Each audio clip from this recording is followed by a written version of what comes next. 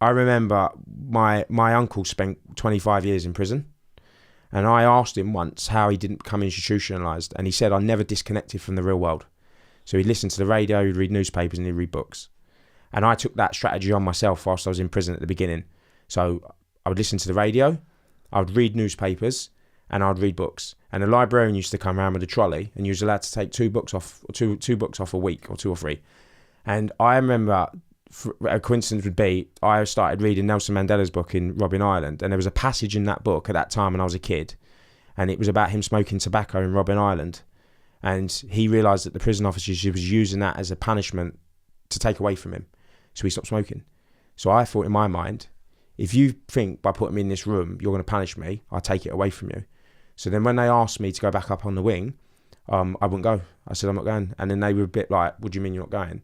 I said, I'm not going back up there. And I'd literally spent the next 365 days of my life on Earth. I look back on it now, and in the retrospect, I look back and what a waste, because of what I've done this year with my life.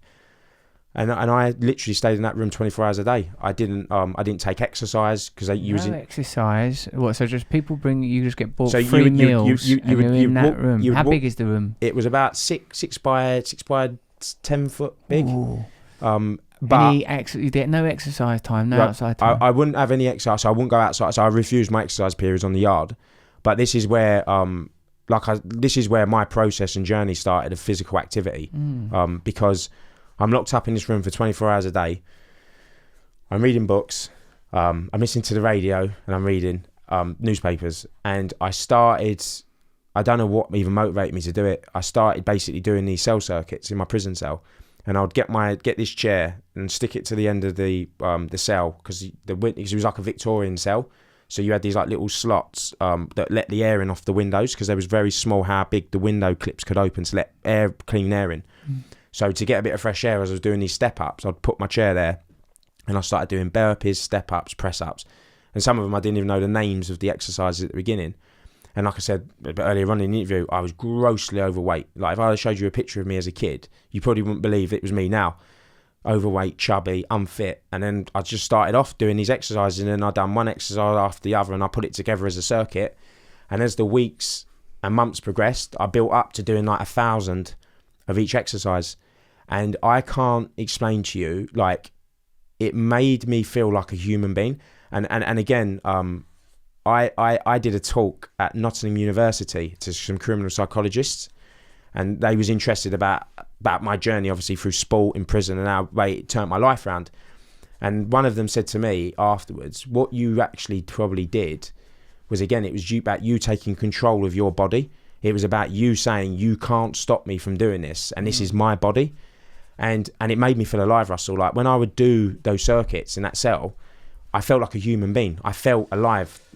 Quite a lot of spiritual ideas that are about denial, about the idea of asceticism, that the more things that you're attached to in the material world, the weaker you are. If you're attached to your reputation and what other people think of you, that's a vulnerability. If you need food or alcohol or drugs in any degree, that these things make you vulnerable. So through the circumstances of your life, you found yourself in a place where an ability to deny yourself things and to live within limited means, and then to sort of implement your own kind of practices, your own physical practices, was a way of maintaining control of your life, but also finding it sounds like you found a different way of connecting with reality. It's a really unusual thing, because I suppose most people deteriorate in that situation, like mental health. When I think about what endurance means, in an athletic context, or in a even in a life context, being able to endure different situations, I feel like, well, what is that?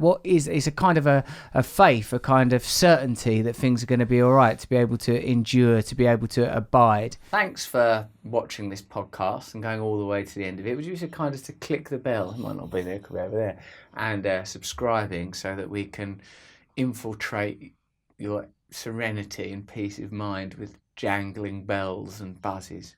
Thank you.